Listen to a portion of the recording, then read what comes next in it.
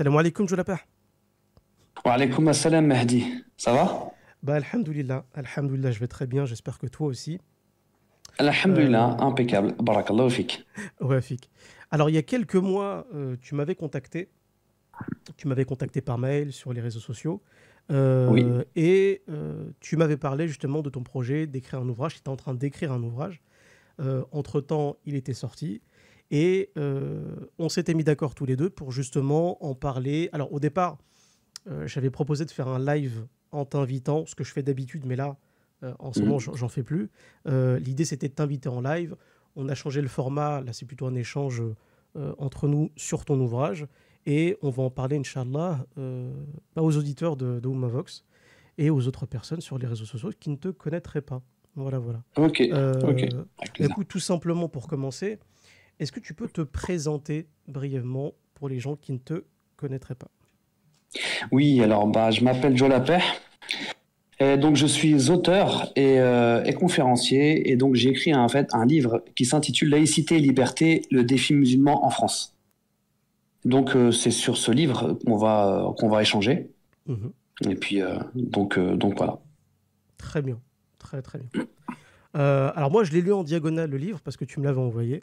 Ouais, J'ai trouvé que le thème était juste génial, en fait, parce que il tombe à point nommé aujourd'hui, surtout avec l'actualité. Ça traite évidemment de la communauté musulmane, parce que tu es musulman. Tu traites de l'histoire de la laïcité, de ce qu'est la laïcité, de son impact et surtout de son instrumentalisation spécifiquement contre la communauté musulmane.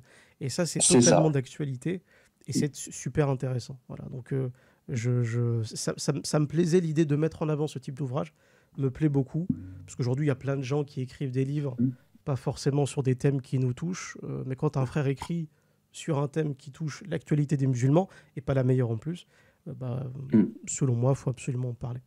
Donc Ah, voilà, barakallahu fik. qu'est-ce qui t'a motivé à écrire ce livre sur la laïcité? De quoi il parle plus en détail? Donc c'est laïcité, le titre c'est laïcité et liberté, et le sous-titre c'est C'est le le défi défi musulman en musulman en France. France. C'est ça, le défi musulman en Ouais. France. Donc Mais brièvement, j'ai dit de oui. ouais. Oui, mais en fait, à la base, ouais, je vais répondre à ta question, mais à la base, c'est même pas ce livre-là que je devais écrire. Ouais. En fait, mon travail, il est vraiment sur l'islamophobie. Donc, j'ai commencé en fait à écrire un livre.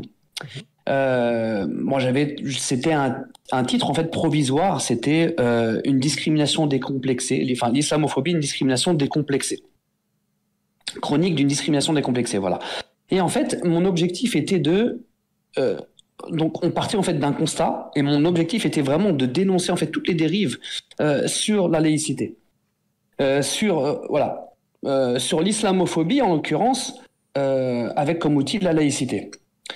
Alors c'est un lien avec le livre que j'ai écrit actuellement qui est sorti, mais à la base le livre que je vais écrire c'était dresser une fresque en fait contemporaine et historique et remonter au niveau de l'histoire et commencer en fait le livre avec l'appel de Urbain II, donc l'appel de la première croisade. Mhm.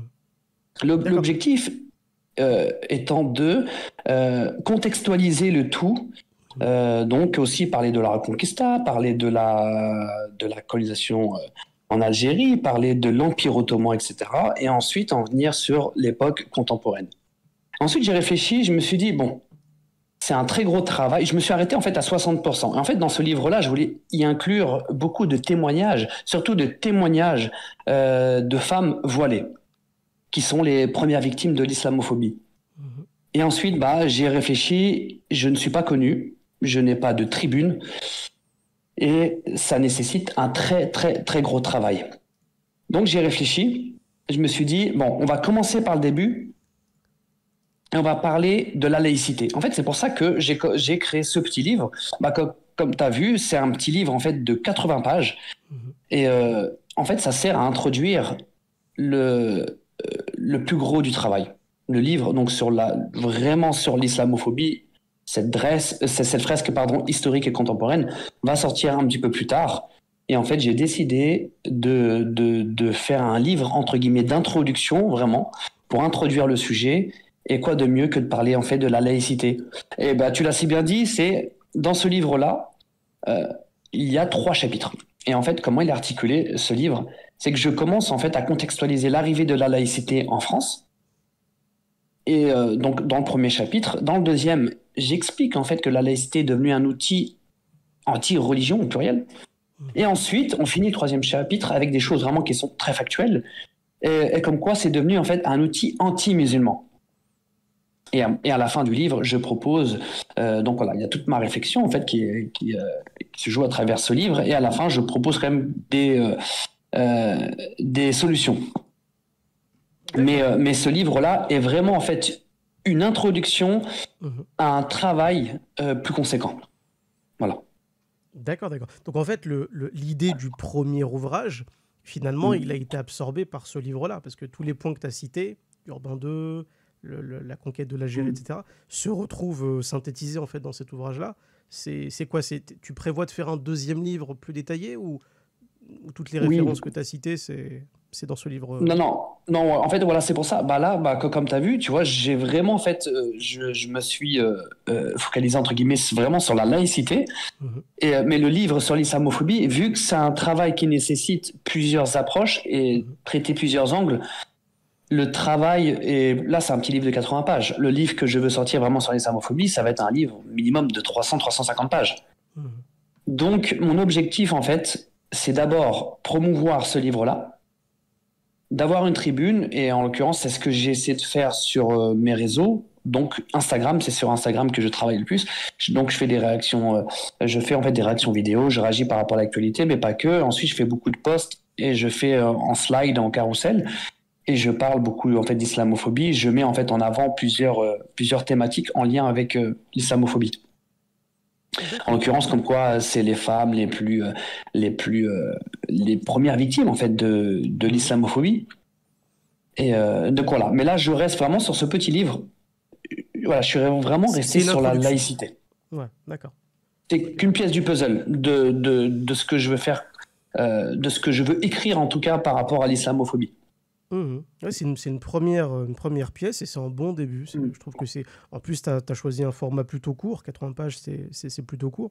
Donc, oui, si tu synthétises déjà ton approche sur l'islamophobie, sur sa critique, etc., c'est pas mal. C'est pas mal. Alors, première question que j'ai à te poser,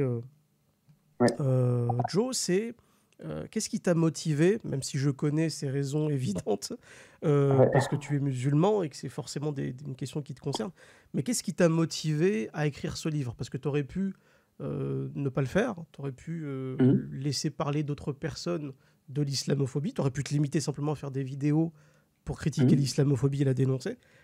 Pourquoi être passé par le livre? C'était quoi l'objectif? Bon, alors, je vais revenir un petit peu en arrière pour répondre vraiment à ta question. En fait, à l'ancienne, quand j'étais plus jeune, je faisais du rap. Ok. Et donc, j'ai arrêté le rap en 2010. Et je faisais, on pourrait dire, du rap engagé à l'époque. En fait, c'est ça qui m'a donné aussi le goût de la lecture, etc. C'est quand j'ai fait du rap que j'ai une approche en fait particulière avec les livres. Et donc, il y a une coupure, et puis j'ai toujours été en fait engagé. Et si tu veux, aujourd'hui, quoi de mieux que de parler d'une problématique quand nous sommes les plus à même d'en parler.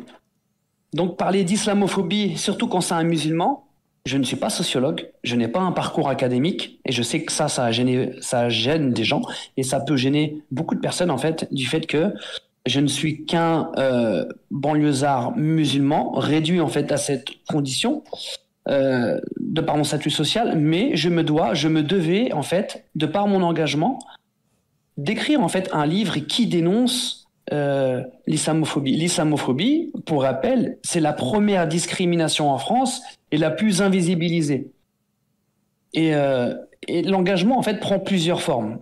Dans l'engagement, voilà, ça prend plusieurs formes, jusqu'au militantisme, etc. Moi, j'ai toujours lu, j'ai toujours été un lecteur, et j'ai voulu reprendre la plume, j'avais toujours envie d'écrire, et de là est venue en fait l'idée vraiment d'écrire un livre pour dire ce que j'avais à dire. Parce que je pars du principe que tout le monde, en fait, peu importe son cursus, son parcours, nous avons tous la capacité, en fait, de pouvoir faire transmettre un message. Et c'est ce que j'ai voulu faire, en fait, à travers ce livre, pardon, et, euh, et, euh, et allier cela, en fait, avec mon engagement. C'est pour ça qu'il est écrit d'une manière où, ce qu'on m'a fait le reproche aussi, il y avait des non-musulmans qui ont lu Joe, mon livre. parle Ouais. bien devant le micro, là, on t'a perdu. Ah, excuse-moi. Et on m'avait fait le reproche aussi, comme quoi je n'étais pas objectif. J'en reviens à ça. Je suis musulman, je parle d'une problématique qui touche tous les musulmans. Bien sûr que oui, je ne suis pas objectif. Par contre, mon livre est analytique quand même, et je suis factuel. Je n'invente rien. Mhm. Et en fait, pour un livre écrit d'un musulman contre en fait une discrimination comme ça décomplexée, oui, je ne suis pas objectif. D'autant plus que c'est un reproche un peu absurde, parce que ça te concerne toi directement en tant que musulman. Tu parles en tant que victime supposée, présumée ou réelle comment dire, d'une discrimination C'est ça. qu'on peut tous voir en fait aujourd'hui. Même les non-musulmans le voient et le dénoncent, du moins pour certains. Donc oui, c'est un reproche Oui, un peu ceux qui sont ridicule honnêtes d'être autant intellectuellement le objectif. savent très bien. Oui. Bien sûr, bien sûr. Mm. Alors ouais, toi, tu as commencé par le rap. Alors, tu étais déjà musulman à l'époque ou pas? Non, non. Non. Non. En fait, moi, subhanallah, je me suis reconverti Mhm. en 2010. D'accord. Fin 2010, début 2011. Et j'ai arrêté le rap, en fait, dès que je me suis reconverti, c'est sorti de mon cœur, en fait, tu vois. Bon, on va pas rentrer dans des grandes phrases, etc. Mais c'est vraiment, en fait, le rap, cette musique qui est complètement sortie de mon cœur. Alhamdoulilah. D'ailleurs, on le dit à à nos auditeurs, éloignez-vous de cette engeance. Bien évidemment, si vous faites du rap, on vous y invite de tout cœur. Sortez, parce que ils sont rares les styles musicaux à avilir autant les petits frères et les petites sœurs. C'est vrai. C'est hallucinant. Donc sortez du rap. Voilà, on vous le dit du fond du cœur pour vous et pour votre bien. Surtout Euh, aujourd'hui, ouais, c'est une catastrophe. Enfin, ouais, ouais, mais bon. ouais, c'est terrible.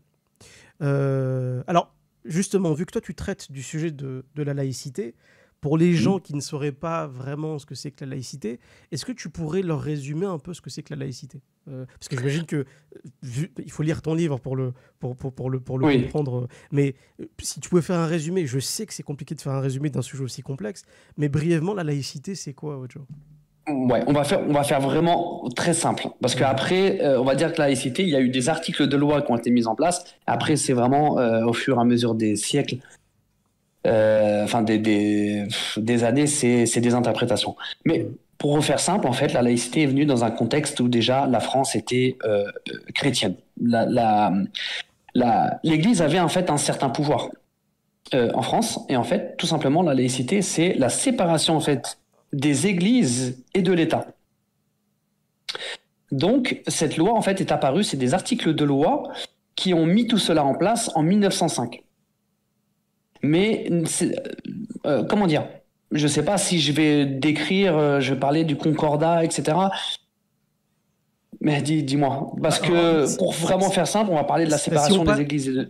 bah, Ouais, si on va jusqu'à Napoléon Bonaparte et qu'on revient, ça va prendre beaucoup de temps. Mais ouais. juste la notion la plus, si tu veux, la plus récente, bah, de toute manière, tu as cité 1905.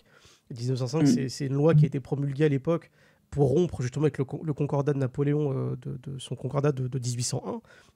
c'est Donc ça. cette loi était une réponse en fait à une loi du Premier Empire. Ouais, je crois que Mm, c'était sous le Premier Empire ou sous le je sais plus. Je sais plus, parce que Napoléon, ah, il a revêtu plusieurs titres. Je sais pas si c'était le oui, consulat ou l'époque du Premier Empire, mais peu importe. En tout cas, vu que ça ouais, vient de Napoléon, peu importe. On sait qu'à l'époque, Napoléon Bonaparte, après la Révolution française, il était un peu blasé parce qu'il s'est dit, bon, la France, c'est quand même le catholicisme. Ok, on s'est débarrassé de la monarchie, mais il fallait pas non plus se mettre à dos l'Église. Et l'Église avait été terriblement persécutée pendant la Révolution française. Tout c'est un ça. tas de lois qui émanait de l'esprit de la Révolution, essayer d'éloigner l'Église de la politique. Et Napoléon Bonaparte, lui, il arrive en disant, bon, on va essayer de faire moitié-moitié. on va laisser le pape avoir un droit de regard sur ce qui se passe en France, sur la loi, etc. Et les laïcs, eux aussi, vont avoir leur mot à dire sur ce qui se passe. Donc Napoléon Bonaparte, il avait essayé à son époque de faire un peu l'arbitre. Il était l'arbitre entre la papauté, le clergé, et puis l'esprit révolutionnaire et tous les engagements politiques qui avaient été pris avec l'Assemblée constituante, etc. Et donc, un siècle plus tard, un petit peu plus d'un siècle d'ailleurs, la loi de 1905, elle vient clôturer ce qu'avait essayé de faire Napoléon Bonaparte en essayant d'apaiser les choses après la Révolution.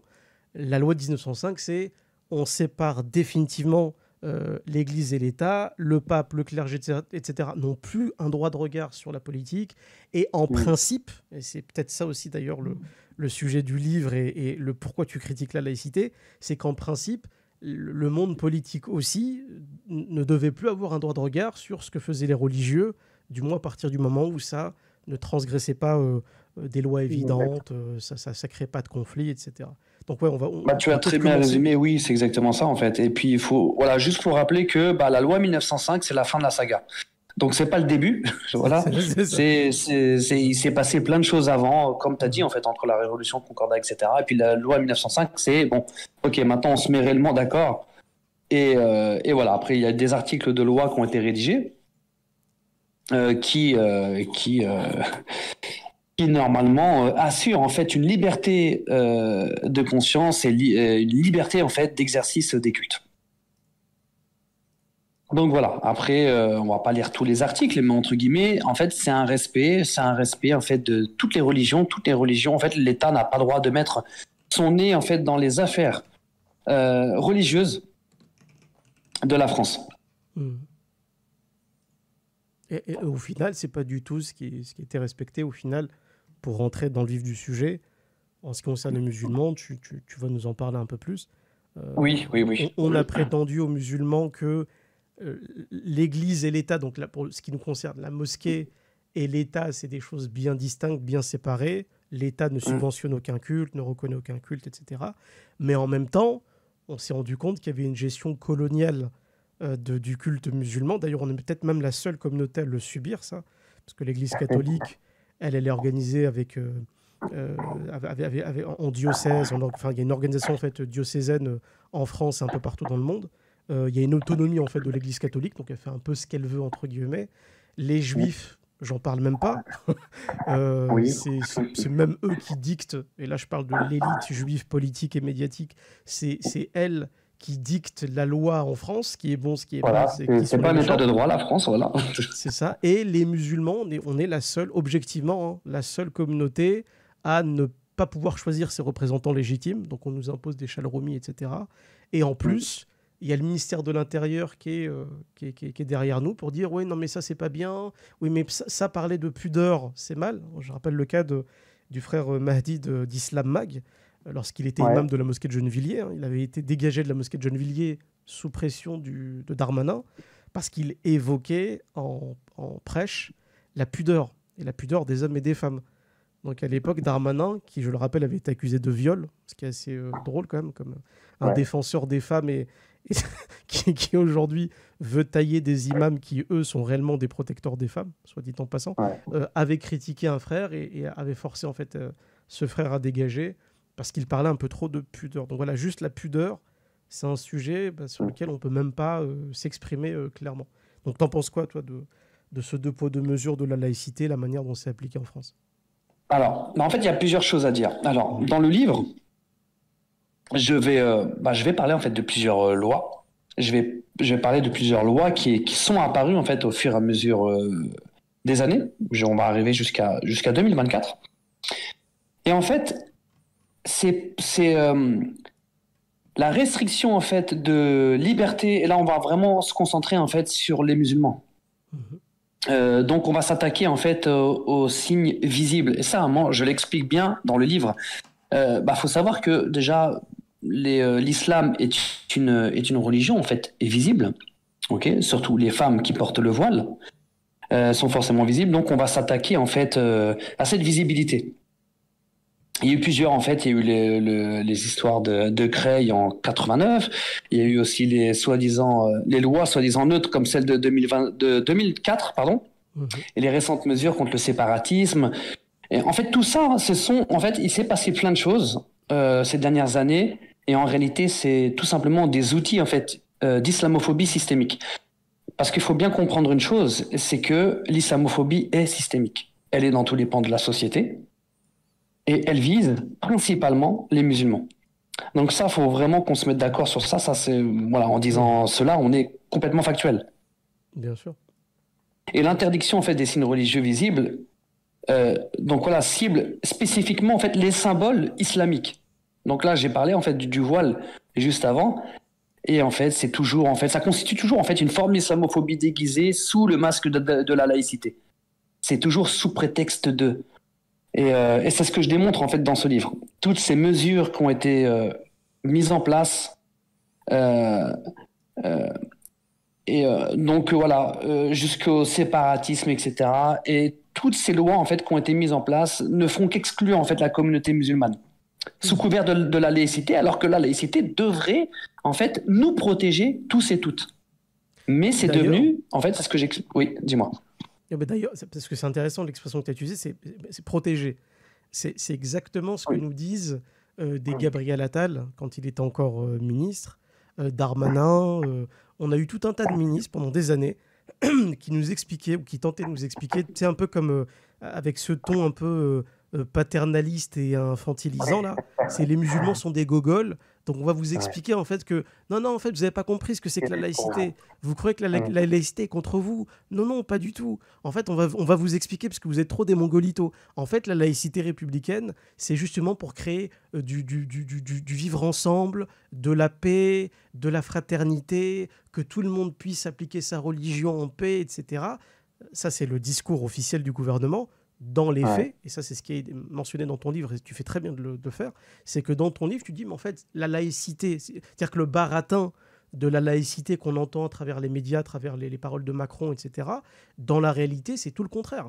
C'est qu'on a une laïcité, comme tu l'as dit, tu as utilisé le terme outil tout à l'heure, c'est exactement ça, qui est utilisé comme outil, non pas de vivre ensemble, de paix, etc., mais pour gérer le culte Extérieur. musulman, bah, comme à l'époque des colonies, imposer aux musulmans comment ils doivent prier, parler, gérer leur lieu de culte, quels thèmes ils peuvent ou ne peuvent pas aborder, s'ils parlent un peu trop de tels sujets, ils sont rappelés à l'ordre, etc. Bon, ça, c'est pas de la laïcité, c'est du flicage. Ça, c'est du le, c'est des méthodes de dictature en fait. C'est pas du tout Mais, la mais laïcité, la liberté, clairement, quoi. Mhm. mais en plus, je rebondis sur un truc que tu viens de dire, c'est, tu parles, on va parler, on va reprendre le mot colonial. Moi, je pense qu'à travers cette islamophobie, il y a il y a toujours en fait ce principe de dominant-dominé. Mhm. Donc oui, comme tu as dit, autant des colonies, mais c'est exactement ça. En fait, si tu peux me laisser juste faire une Bien petite sûr, vas-y, bifurcation, vas-y, vas-y. quand on prend par exemple le traitement de l'information en France par rapport à ce qui se passe par exemple en Palestine, tout est lié. Mhm. Euh, En fait, en France, c'est un pays qui est pro-sioniste. Ok. Donc, par opposition, on est anti-musulman. Et derrière l'islamophobie, donc vu qu'ils sont anti-musulmans, donc derrière l'islamophobie, on va y inclure aussi beaucoup de choses. On va y inclure aussi euh, la, la haine des Arabes. Ouais. Ça va se mettre dedans. Et en fait, tout ça, c'est un fourre-tout. L'islamophobie, c'est un fourre-tout parce qu'il y en a beaucoup en fait qui ont critiqué, qui ont dit qu'en fait que l'islamophobie n'était pas condamnable, pas au même titre en tout cas que l'antisémitisme. Mhm. C'est fou de dire ça, c'est complètement fou. Déjà, changer la définition, enfin, l'étymologie du mot antisémite, quand même, y exclure certains sémites, c'est quand même fou. Enfin bref, ça, on va laisser ça de côté. Mais ensuite, à travers l'islamophobie, il y a ce délire de dominant-dominé. On est en France, donc il y a toujours aussi cette différence de classe sociale. Et tout, pour moi, c'est mon avis, mais tout est lié. C'est pour ça que quand en France, vous prenez tout simplement position pour les Palestiniens, et ce qui est tout à fait légitime, c'est un peuple qui se fait génocider, qui se fait massacrer, et pas Mhm. depuis le 8 octobre ou le 7 octobre, mais depuis 76 ans. Et quand vous prenez position, bah, vous voyez très bien en fait le traitement de l'information en France. Et vous voyez que tout est lié, et il y a des ponts à faire entre le racisme, l'islamophobie et pro-sioniste. Mhm. Donc voilà, excuse-moi, Mehdi, je voulais juste Non. voilà, faire Non, une non, mais petite t'as raison. bifurcation. Et on est beaucoup dans ce rapport de dominant-dominé encore aujourd'hui. Ouais. Ouais, non, mais tu as totalement raison de dire que c'est un lien aussi avec ce qui se passe en Palestine, bien sûr. Mm. C'est évident. C'est évident. Il y a plein de symboles de la Palestine qui aujourd'hui. Enfin, je regardais là une vidéo il n'y a pas très longtemps, c'était à Berlin, où tu avais un gamin qui se baladait avec le drapeau palestinien Ah et oui. qui a été coursé, ouais, tu l'as vu aussi, qui a été coursé Ouais. par 10 agents de police. 10 agents de Mm. police. Et on sait très bien que derrière cette volonté de faire disparaître la dénonciation de ce qui se passe en Palestine se trouvent des gens très haut placés de certaines communautés qui ont tout intérêt à ne pas vouloir voir des drapeaux palestiniens, de ne pas vouloir le dénoncer. Et par ça, ils expriment plusieurs choses, hein, leur détestation des Arabes, de Mm. l'islam, du monde musulman. Ils vont y intégrer aussi un discours sur l'islamisation, l'immigration de masse ou la remigration, ou Mm. le grand remplacement en France, qui est une spécialité française, etc. Donc oui, comme tu as dit, c'est un fourre-tout.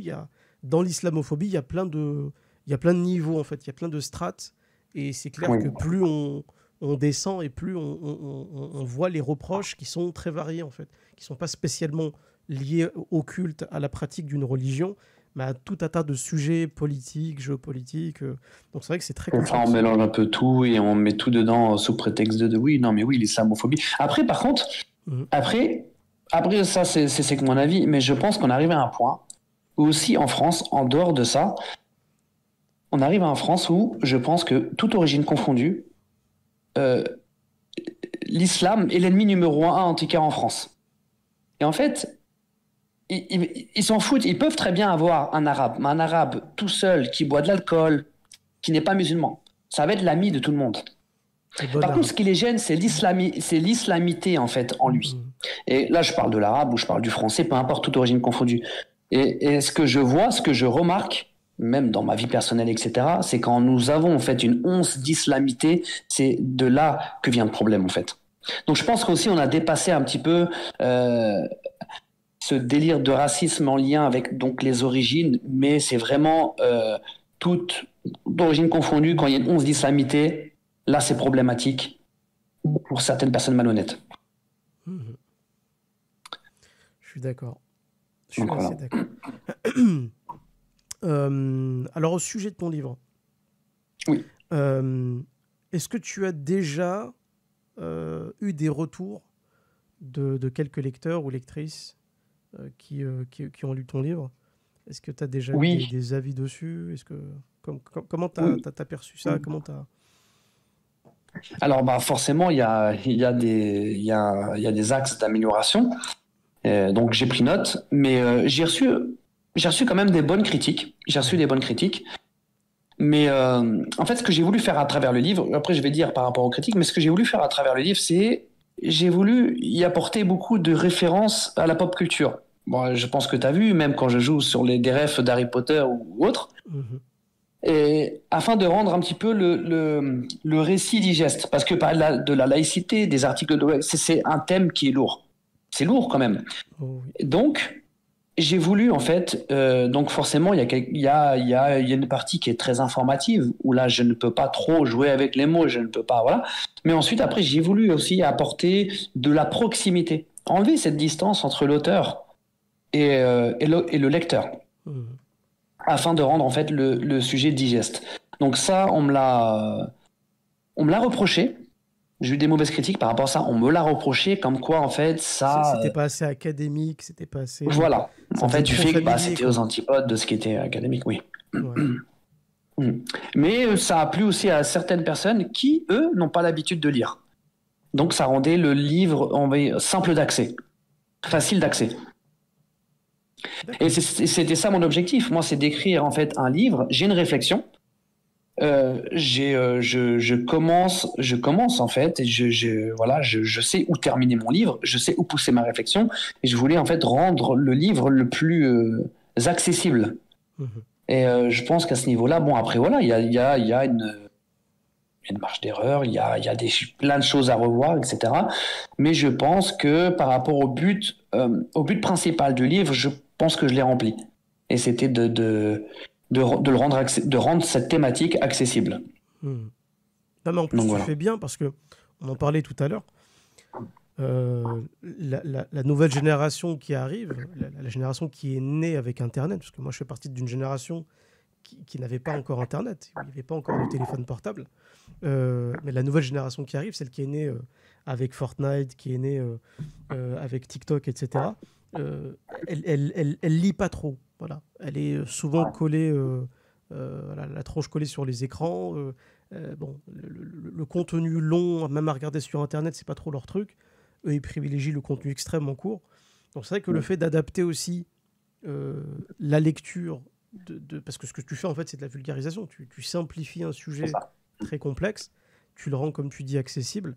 Et je pense que c'est un bon choix parce que ça permet aussi à des jeunes qui n'aiment pas trop la lecture, qui trouvent ça un peu trop long, trop pompeux. Et comme tu l'as dit, quand tu parles trop d'histoire, trop de dates, trop de refs, de lois, etc., et la plupart des gens, ils décrochent, bah, le fait de simplifier ça et le fait d'utiliser un vocabulaire plus contemporain qui parle plus aux jeunes, etc., je trouve que c'est plus accrocheur. Donc c'est une stratégie, en fait.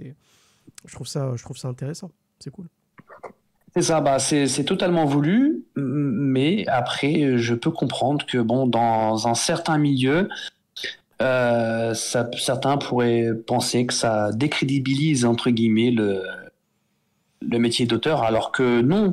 Moi, mon objectif premier, c'est j'ai une réflexion, je veux mener à bien ma réflexion, j'ai un outil, mon outil, c'est le livre.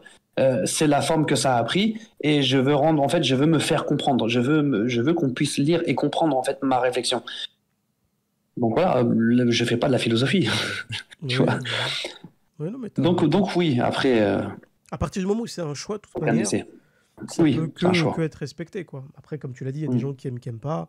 Moi, je suis un peu comme toi. Moi, les livres qui sont parfois un peu trop pompeux, et moi, j'en ai lu des auteurs, surtout à la fac, des auteurs qui étaient volontairement pompeux pour dire regardez comme je suis cultivé.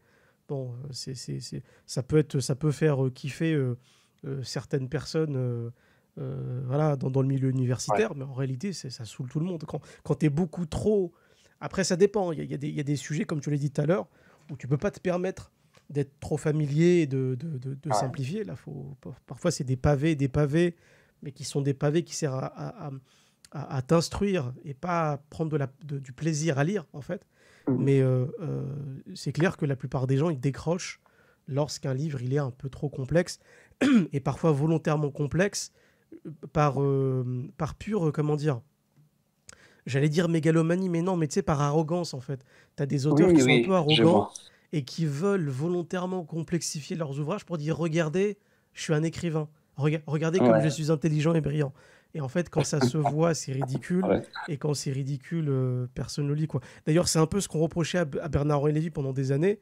BHL, c'est quelqu'un qui avait pas du tout l'âme d'un philosophe, qui était un as dans tout ce qu'il pouvait faire, entreprendre, même ses prises de parole étaient ridicules.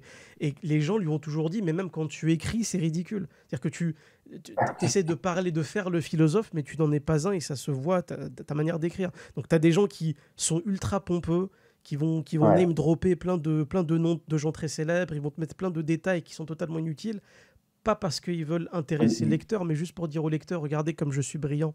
Et c'est vrai que moi, je te le dis, moi, ça me saoule, les gens. Cette démarche. Ah, mais oui, clairement. Après, ça dépend pourquoi tu lis. Mais quand tu lis des livres de non-fiction pour apprendre, enfin, qui traitent une thématique sur, je sais pas, la géopolitique ou un essai littéraire, voilà. Oui, ton but, c'est de comprendre, d'apprendre des choses. Donc, si t'es là, si la personne est là, en fait, à faire à montrer ses bras, entre guillemets, à travers ses écrits, ouais, d'accord. Mais oui, on accroche assez facilement. Alors là, on va sortir un tout petit peu du livre brut en lui-même pour revenir sur la laïcité et sur ton avis sur la laïcité, parce qu'il m'intéresse beaucoup. Est-ce que tu peux nous donner brièvement ton avis sur la manière dont la laïcité aujourd'hui est appliquée, le tort que ça peut faire à la communauté musulmane et les moyens qui sont mis, tu sais, en œuvre pour appliquer la laïcité? Est-ce que tu as un avis critique là-dessus sur ce fameux outil de la laïcité? Voilà, c'est quoi ton avis sur l'outil de la laïcité tel qu'il est appliqué aujourd'hui?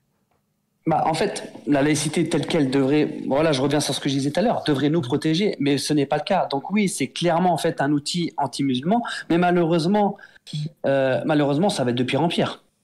Parce qu'on ne fait que des interprétations par rapport à ces articles de loi. Et en fait, si on calcule bien, à chaque fois enfin, plus les années passent, plus les ministres de l'Intérieur, comment dire, mince, j'ai perdu, je trouve pas le mot. Comment dire, plus les années passent, entre guillemets, plus les années passent et plus on voit qu'en fait, ils veulent faire des extensions de loi. Des extensions, des extensions, des extensions. C'est-à-dire qu'on n'est plus dans le cœur même de la laïcité. Okay. Maintenant, c'est que des extensions qui vont cibler une communauté précise, sous prétexte en lien avec la loi séparatiste, en lien avec telle ou telle loi. Et c'est devenu en fait une catastrophe. On a un exemple là, d'il y a quelques temps, c'était l'Abaya. L'Abaya qui était interdite. Au départ, la loi de 2004, donc, en 2002-2003, il y avait la commission Stasi qui avait été commandée par Jacques Chirac. Donc la commission Stasi, c'était... En fait, ils avaient fait une espèce d'enquête sur la laïcité pour essayer de la définir et de la redéfinir et ensuite dire voilà ce que c'est que la laïcité maintenant, en fait, parce qu'ils étaient un petit peu perdus depuis quelques années. Et donc, ça a débouché sur la loi de 2004 que tu as citée tout à l'heure. C'était l'interdiction des signes religieux à l'école. Donc, on est passé de la loi de 2004 des interdictions des signes religieux à l'école à la abaya, donc une robe longue est interdite parce qu'elle serait considérée comme religieuse. Tu as des jeunes filles qui n'étaient même pas musulmanes qui ont été virées parce qu'elles portaient des kimonos. Des robes longues, des kimonos, mais c'est fou.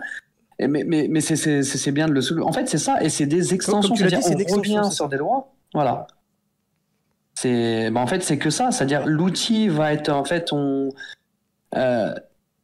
ça va être de pire en pire. Tout simplement, ça va être de pire en pire. Et surtout, il ne faut pas se tromper. C'est qu'il y a une malhonnêteté intellectuelle, mais complètement folle. Prenons le cas du voile. Et souvent, ils l'ont sorti encore il n'y a pas longtemps dans je ne sais plus quel média, quand ils parlent du voile. À chaque fois, ils prennent le cas de l'Iran. Okay, on n'habite pas en Iran. Ce qu'ils font, les Iraniens, peut-être pour obliger une femme à se voiler, on est bien d'accord que ça ne fait pas partie de notre religion, pour l'obliger à se voiler. Mais en France, vous obligez les femmes à se dévoiler. Mais vous faites exactement la même chose. Ils font ce qu'ils critiquent. C'est ça. La méthode est la même. L'objectif est différent, mais la méthode est la même. La méthode est exactement la même. Mais en fait, laissez les femmes tranquilles. Pourquoi vous parlez en leur nom? On n'est que dans l'hypocrisie, etc. Aujourd'hui, le nombre de mosquées, il y a combien de mosquées qui ont été fermées en quelques années là? 21, 22? Beaucoup plus. Darmanin, lui, il sortait il y a 2 ans, il sortait le chiffre de plus de 700. Là, c'était il y a 2 ans. Donc, oui, alors là, c'était les associations, les organismes. Oui, voilà, il englobait en fait tout un tas d'associations, de centres culturels qui étaient liés en fait à l'islam et des lieux de culte. Donc là, si tu veux, il a fait un gros paquet. Là, honnêtement, au bas mot, si on vérifie, ça doit être un petit peu moins de 1000, plus ou moins, tu vois, un truc comme ça. Oui, non, mais c'est complètement fou. Donc, oui, est-ce que j'ai répondu à ta question, Mehdi? Je sais pas, tu vois, mais dans le sens où, pour moi, en tout cas, la laïcité, tu peux plus revenir. En fait, tout ce qui a été pris, c'est comme ce qui s'est passé en fait avec le Covid et comme la loi sécurité globale, quand on en a plus du tout parlé, etc. En fait, quand on te prend certaines libertés, on te la rend pas. Et en fait, on va aller toujours de plus en plus loin. C'est exactement pareil. La laïcité, on en a fait en fait des interprétations pour cibler une communauté. Donc, on répète le mot outil. Et ensuite, il y a eu des lois qui ont été mises en place. Il y a des extensions de lois et qui vont toujours de plus en plus loin. On pourra plus revenir en arrière. Donc ça va être de pire en pire. Et en fait, avec le nouveau ministre de l'Intérieur, je sens qu'on va s'éclater. Là, sincèrement, ouais. Ah oui, je sens qu'on va passer de quelques années très. On va pas s'ennuyer.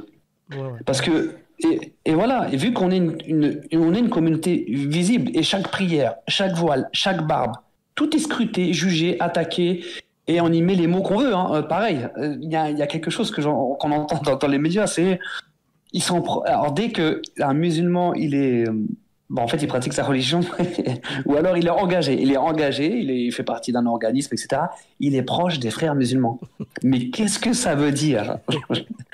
Darmanin, non, mais ils s'en foutent, en fait. Je sais pas si tu te rappelles, mais Darmanin, il avait critiqué Benzema Donc Benzema, joueur de foot millionnaire, Ouais, le mec à Dubaï, bidule, il est sur les réseaux, il soutient des rappeurs, bref. Le mec, ouais, parce qu'il avait, alors je sais plus ce qu'il avait écrit, il avait tweeté ou il avait écrit un truc sur Instagram en lien avec quelque chose lié à l'islam ou je sais plus ouais. quoi. Darmanin avait dit en direct à la télé, oui mais en fait, on sait que ce jeune homme est lié aux frères musulmans, ça c'est évident, son idéologie, son machin. Je crois que Ouais, Benzema, non, mais. il avait critiqué l'islamophobie liée au voile, il me semble. Voilà, ah bah il y a un truc du genre, tu vois. Et Ouais, parce que un joueur de foot musulman et d'origine maghrébine avait osé tweeter une critique sur l'islamophobie d'Eda, le ministre de l'Intérieur, comme tu as dit, frère musulman. Et je me rappelle d'ailleurs que ouais. la journaliste, enfin celle qui présentait l'émission avec Darmanin, celle qui lui posait des questions, elle lui dit mais vous sortez ça d'où en fait qu'il est, qu'il est lié aux frères Ouais, musulmans? ouais, Parce que c'est une accusation qui est ça. grave quand même. Être lié à Bien sûr. un organisme qui est considéré comme terroriste, machin, dans certains pays, sur quoi vous vous basez? Et là, Darmanin lui dit mais on le sait, c'est évident. Ses positions sur le voile, attendez, c'est évident. Ouais. Ouais, c'est- Non, mais ils sont fous, mais c'est ça, tu vois, on en rigole et tout. Mais ils sont complètement fous. Et le pire dans tout ça, c'est qu'ils ne savent même pas ce que c'est que cette doctrine. Ça soit l'établir, les frères musulmans, etc. Ils ne connaissent pas. Et Hmm. en fait, ils placent, mais ben, en fait, ils ne connaissent pas, mais en même temps, ils savent très bien ce qu'ils font dans le sens où, euh, à mettre les gens dans les cadres, la frères musulmans, islamistes, etc., etc., c'est des termes fourbes qu'ils utilisent en fait pour nous déshumaniser, pour nous enfermer dans des cases, etc. Donc voilà, ça C'est veut ça, en tout fait. dire et rien dire, mais en même temps, voilà, ils utilisent un certain lexique pour nous décrédibiliser. La définition de frère musulman en France, c'est un musulman qui parle un peu de politique, qui est un peu conscient. Voilà, c'est tout. Un Ouais, musulman oui, qui c'est prend la ça. parole, c'est un frère musulman. Une sœur qui porte le voile, c'est déjà une sœur musulmane. Tu vois, elle fait Ouais, déjà elle partie a un des. projet politique derrière. Une sœur qui porte le voile, elle a un projet politique. Et souvent, C'est ils ça. le disent, hein. Ouais, ouais, bah, C'est politique et tout. ouais, D'accord, ils te ok, disent même d'accord. que le Ouais, elle a un voile. programme. Il y avait une ministre Ouais. avant, elle avait un nom de Piaf, là, Rossignol, je crois, un truc comme ça. Une ministre avait dit à l'époque, le voile, c'est comme un uniforme nazi ou je sais pas quoi. Ouais, ou je sais plus ce qu'elle avait dit. Enfin, Ils sont elle complètement comparait fous. ça à un étendard militaire, je sais pas quoi. Le voile, c'est un étendard. Enfin, c'est un délire total en fait. Peu importe ce que tu fais, un Oui. musulman qui respire, c'est un frère musulman. Un musulman qui se gratte la tête, c'est un frère musulman. Un musulman qui jeûne, qui ne mange pas, bah regardez, sa privation de nourriture, ça fait un peu penser aux frères musulmans. Donc ouais, c'est du délire. C'est du délire. Oui, oui, oui. On en est là, mais après, voilà, c'est tout un lexique, hein. Après, ils savent. Par contre, ils savent très bien ce qu'ils font dans leur désinformation et dans leur.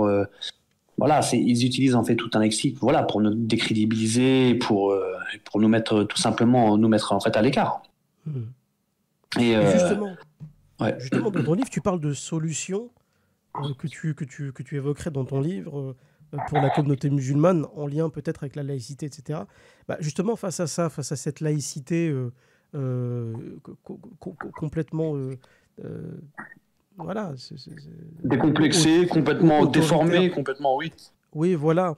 Euh, c'est quoi les conseils que tu donnerais aux musulmans face à ça, en tout cas qui seraient confrontés à Oui, ce type de problème? parce qu'on pourrait se dire, bon, d'accord, ok, la laïcité, bon, en fait, c'est quoi la solution? On fait plus rien, on encaisse. Hmm. Bah, en fait, alors, en fait, notre niveau, il est tellement bas. Nous, en tant que communauté, déjà, il faut avoir conscience, déjà, la première des choses, c'est avoir conscience déjà de cette islamophobie. Parce que si on n'a pas conscience de cette islamophobie, pour nous, enfin pour certaines personnes, la laïcité, il y a aucun problème en fait. Ce n'est pas du tout un outil en fait anti-musulman. Donc, on en est au point où déjà, il faut faire de la sensibilisation. Il faut faire des campagnes de sensibilisation. Ça, j'en parle en fait dans le livre. Et il faut sensibiliser les gens, pousser les gens en fait à l'engagement, à l'action. Parce qu'on est une communauté, et ça tu l'as souvent dit, Mehdi, c'est on est une communauté de la réaction éphémère et jamais de l'action. Mhm. Bah, faudrait peut-être changer un petit peu le voilà. Et il faut qu'on puisse passer en fait à l'action. Et je parlais des campagnes de sensibilisation. Donc voilà, faire des conférences, conscientiser en fait les gens. Dans le livre, en fait, je parle un petit peu de tout ça. Je parle de soutien associatif, de plateformes d'échange, euh, de formation avec des éducateurs, enfin développer en fait des programmes pour la diversité par exemple religieuse, etc. Il y a plein de choses. Je parle de plein d'actions, je parle de boycott collectif. Et je finis aussi à la fin, c'est dans le livre, je finis avec une action qui est très importante, c'est boire de l'eau et respirer.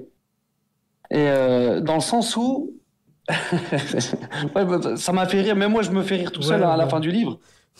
J'ai mis boire de l'eau et respirer parce qu'en vrai, il y a plein d'actions en fait à mettre en place. Mais au bout d'un moment, il faut arrêter de se prendre la tête. Il faut avoir conscience des choses. Faut être honnête aussi intellectuellement. Faut arrêter de se leurrer, etc. Ok, il y a une discrimination complètement décomplexée. Maintenant, il faut qu'on arrive à s'entendre, à communiquer, à s'entendre et à être solidaires. C'est pas normal que nous soyons si nombreux et pourtant que nous soyons si pauvres économiquement, si pauvres en termes de culture, si pauvres. En fait, on est victime de pauvreté, mais de pauvreté culturelle, économique et autres. Et on n'avancera pas. Il faut vraiment, moi je pense, après c'est que mon avis, il faut qu'on ait conscience de cette islamophobie, de cette discrimination. Il faut qu'on puisse faire des actions, il faut qu'on puisse s'entendre. Et c'est pas normal que les hommes de la communauté, que la communauté en règle générale soit désengagée de cette problématique-là qui nous touche et qui touche en fait nos mères, nos sœurs, nos femmes. C'est pas normal. Et ce que je vois, moi, celles qui sont au front, c'est uniquement les femmes. Les musulmans ont déserté, les hommes ont déserté d'autant plus, il reste que les femmes. Et il y a une phrase qui résonne dans ma tête, qu'une personne en fait sur Instagram m'a dit en DM, c'est nous on ne veut pas que les hommes se battent à notre place, on veut que les hommes se battent avec nous. Donc maintenant, la question que je pose, c'est nous, en tant qu'hommes musulmans, où sommes-nous? Et même en tant que communauté, où sommes-nous face en fait à cette discrimination? Maintenant, il faut vraiment qu'on bouge, parce que ce livre sert à ça aussi. Ce livre sert à exposer des faits, à exposer en fait une réflexion. Mais maintenant, il faut qu'on passe à l'action aussi derrière. Sinon, ça sert à rien. Alors, je viens de vérifier, effectivement, en page 64, non, page 63.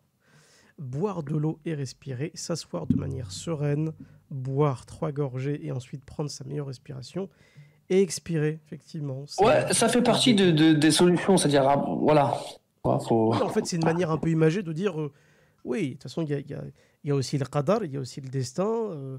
Allah, il n'est pas inattentif à ce qui se passe sur Terre et en France en particulier pour ce qui nous concerne. Faut aussi, voilà, pas tout dramatiser, même si on vit une période difficile. Le musulman, la musulmane ne doit pas systématiquement tout dramatiser. Au bout d'un moment, on sait quels sont nos problèmes. Et parfois, il faut s'asseoir, il faut se détendre, il faut respirer. Parce que ce n'est pas en étant ultra stressé et en étant paniqué voilà, H24 que ça va améliorer les choses. Oui, c'est comme ce qui se passe en Palestine, en fait. Je fais un parallèle, mais il y a beaucoup de personnes qui disent que, par exemple, par rapport à ce qui se passe en Palestine et actuellement en fait, au Liban, il y a des personnes qui te disent elles ont un mal-être. Elles ont un mal-être, elles ne sont pas bien. Bon, il se passe des choses horribles dans le monde. Ok, là, j'ai parlé de la Palestine, du Liban, voilà, de la discrimination qu'on pourrait vivre en fait en France. Donc, faut relativiser aussi, parce que c'est comme tu as dit. Et puis, on crée les causes. Après, voilà, Mektoub, mais il faut créer quand même les causes. Maintenant, après aussi, il faut relativiser. Et il ne faut pas non plus tout prendre à cœur au point de se rendre malade, parce qu'en vrai, c'est contre-productif. Et c'est pas pertinent, et c'est pas en lien avec notre religion, en vrai. C'est vrai. Donc, voilà. Parfait. Il faut aussi prendre le temps, même dans la bataille, même dans une guerre, en fait, hein, entre chaque bataille, il y a des moments d'accalmie où il faut reprendre son souffle, il faut se calmer, il faut se détendre. Et non, tu fais très très bien de le préciser. Est-ce que moi j'ai fait le tour des questions? Je pense que oui. Écoute, je vais te laisser donner peut-être le mot de la fin, si tu veux ajouter quelque chose. Envoyer un message aussi à ceux qui nous écoutent. Hein, si tu as un message personnel à leur délivrer, on t'écoute. Oui, alors j'aime beaucoup les Grecs algériennes samouraïs. Donc si quelqu'un veut me payer un grec, si j'arrive dans le pied. Non, je rigole, non. Pour le mot de la fin, en fait, donc voilà, bah, c'était l'objectif. Déjà, je remercie le frère Mehdi qui m'a invité pour cette entrevue, pour parler de mon livre. C'est un plaisir. Et j'invite, un plaisir partagé, parce que moi je te suis personnellement aussi sur ta chaîne. Donc ça fait vraiment plaisir. Et puis voilà, j'invite aussi toutes les personnes en fait qui vont écouter cette vidéo. C'est aussi de me rejoindre sur les réseaux sociaux, en l'occurrence Instagram. C'est là que je concentre en fait tout mon travail. Est-ce que tu peux Donc en rappeler justement le l'occurrence, nom de tes ouais, réseaux sur lesquels tu es le plus actif? ouais. Alors en fait c'est Instagram. Après c'est sur TikTok, mais voilà, c'est vraiment Instagram le gros du travail. Et c'est Joe Lapeh. Donc Jolapeh. Ok, très bien. De toute façon, le lien sera en description. Ouais, Donc, ok. euh, donc, Et euh, puis, donc, y a euh, pas de souci. et puis voilà, là en fait, je fais des réactions vidéo juste pour informer un petit peu la communauté. C'est que bah, là, je suis en collaboration en fait euh, avec un média turc.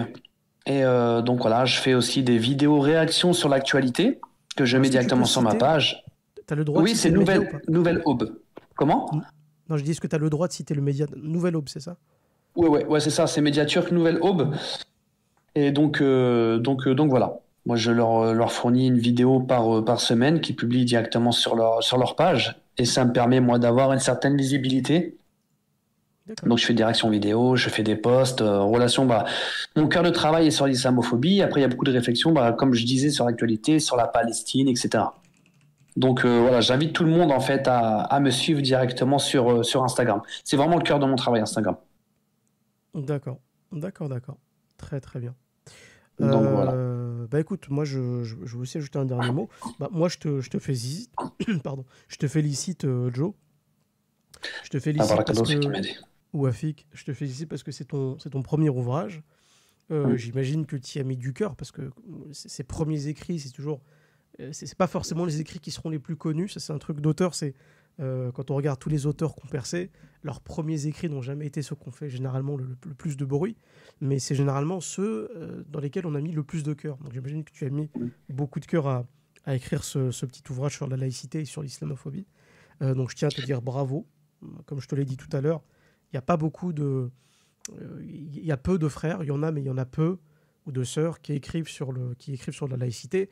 La communauté musulmane, elle se contente généralement à commenter les effets néfastes du laïcisme, en fait, hein, et non pas de la laïcité, Ouais. mais du laïcisme qui est imposé par le gouvernement contre les musulmans. Toi, tu en as fait un ouvrage, donc c'est tout à ton honneur. Donc juste pour ça, déjà, bravo. Franchement, Ouais, je te remercie. Je te remercie. bah, Hein. je t'en prie, tu as le courage que beaucoup n'ont pas.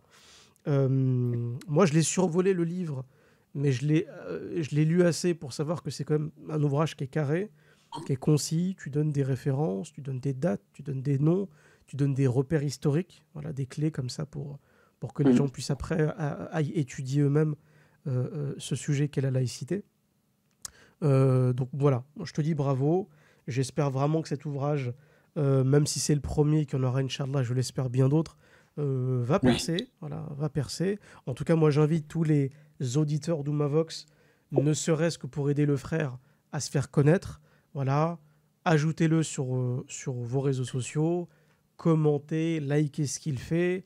N'hésitez pas à lui donner votre avis sur son ouvrage si vous l'achetez sur Amazon, puisqu'il me semble qu'il coûte 10 euros. Voilà, C'est ça. c'est un prix plutôt juste pour Un un petit ouvrage. billet rouge, ça va. Voilà. Voilà. Donc voilà, si vous pouvez ne serait-ce que l'aider comme ça, ce serait cool parce que faut bien le comprendre, hein, les frères qui se lancent ou qui essaient de dénoncer, il faut absolument que la communauté derrière les soutienne. Parce que c'est bien beau de dire, ouais, les musulmans dorment, mais quand il y a quelques musulmans, quelques musulmanes qui essaient de prendre leur courage à deux mains et qui essayent d'aller au front en passant par l'écriture d'un livre, par le fait de faire des vidéos, etc., et que finalement la communauté les aide pas tant que ça, bah c'est dommage, quoi. On peut pas en même temps dire la communauté musulmane ne bouge pas et en même temps être le facteur qui fait que rien ne bouge. Donc là, vous pouvez aider le frère Joe à se faire connaître, à l'aider même dans sa carrière, à l'aider à se lancer d'une certaine manière. Et en plus, ça vous fera découvrir un ouvrage intéressant. Voilà, donc je vous y invite tous, évidemment. Bah, Écoute, Joe, barakallahu fik pour ton petit message, Mehdi. ou Afik, je t'en prie, frérot, totalement normal. C'est mérité surtout. Parce que honnêtement, moi, je le dis là vite fait, mais il y a plein de gens qui m'envoient des mails ou qui m'ont envoyé des mails de partenariat. Frère, j'ai un business, est-ce que tu peux en parler? Bon, la plupart du temps, il y a des gens qui me contactent et qui me proposent des choses, voire même de me financer pour que j'en parle. Soit je leur réponds pas, ou soit je leur réponds et je leur dis que c'est pas mon truc. Mais quand je vois des frères qui prennent de leur temps pour commenter des sujets qui aujourd'hui sont difficiles à aborder, hein, la laïcité, l'islam, l'islamophobie, le simple fait de parler de ce type de sujet, c'est ce que je disais à Joe aussi tout à l'heure, c'est que ça peut aussi mettre en danger le frère Joe d'une certaine manière. Pour les gens qui me connaissent sur Umavox, moi le simple fait d'avoir parlé de la cause palestinienne et d'avoir soutenu, ne serait-ce que moralement, la résistance du peuple palestinien, on me l'a reproché et on m'a envoyé devant les tribunaux. Donc j'ai gagné, j'ai gagné dans les tribunaux. La justice m'a totalement innocenté de ce dont j'étais accusé. Mais juste pour vous le dire et pour vous le rappeler, quand on prend la parole en tant que musulman aujourd'hui en 2024 dans cette république sioniste, islamophobe, la moindre phrase, le moindre mot qui ne plairait pas à certains peut vous valoir des soucis. Donc c'est aussi une preuve de courage de voir des frères qui écrivent, qui se mettent à l'écriture et qui dénoncent par l'écriture ou par le fait de faire des vidéos. Moi, j'aime bien en fait les mettre en avant parce que ça a beaucoup plus de mérite que quelqu'un qui viendrait me voir pour me dire frère, j'ai un business, formation, coach halal, je sais pas quoi là. Vas-y, pour chaque vente de trucs, tu as un pourcentage. Parce que moi, les gens comme ça, ils m'ont saoulé. Hein. Je leur dis là, le bateau, il est en train de brûler. Il essaie de me vendre des meubles. T'es ridicule. Si le bateau, il crame, faut éteindre le feu, en fait. On n'a pas le temps de vendre des trucs, de parler de voyage. Tu me parleras, tu me montreras ton album de famille plus tard, tu vois. Et il est là, le vrai souci, c'est que toi, tu sais qu'il y a une urgence et tu t'y attelles. Et c'est pour ça que j'aime bien et qu'on fait ça tous les deux. Alors qu'il y en a d'autres. Ils savent ce que c'est que l'islamophobie, peut-être même qu'ils la vivent aussi, mais ils s'en foutent en fait. Ils sont dans un délire de faire de l'argent et c'est insupportable quoi. C'est pas le moment. Bah c'est ça, ouais, il y a un désintéressement en fait total. C'est fou. Ouais. Ouais.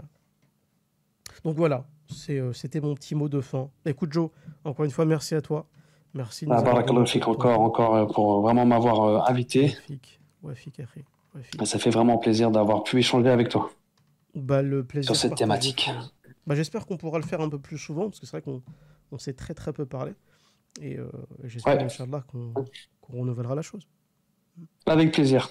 Avec grand plaisir. D'ailleurs, quand je reprendrai les lives, Inch'Allah, pourquoi pas t'inviter aussi, nous parler de ce que tu fais à travers ce média turc, etc. Ça serait intéressant d'en parler aussi. Ouais. Oui, Inch'Allah. Bah, de toute façon, moi sur Instagram, comme je t'ai dit, bah, après, je fais des réactions en fait, vidéo et j'essaye de pousser en fait, certaines réflexions. Donc, voilà. Je lisse personne je caresse personne dans le sens du poil. J'y vais, quoi. Je dis ce que j'ai à dire. Ouais, t'as bien raison. Écoute, on met fin à cette interview échange. Parce que ça a été un peu tout. Hein, ça a été échange, interview. On met fin à l'interview. Et puis après, on reprend notre discussion, Inch'Allah, tous les deux. Je dis un grand salam à ceux qui nous écoutent. N'hésitez pas à partager la vidéo, encore une fois, à la liker, à vous abonner aux médias, aux réseaux sociaux de Joe. Et puis, on se retrouve, Inch'Allah, très vite sur Umavox. Salam alaikum tout le monde. Inch'Allah, assalamu alaikum.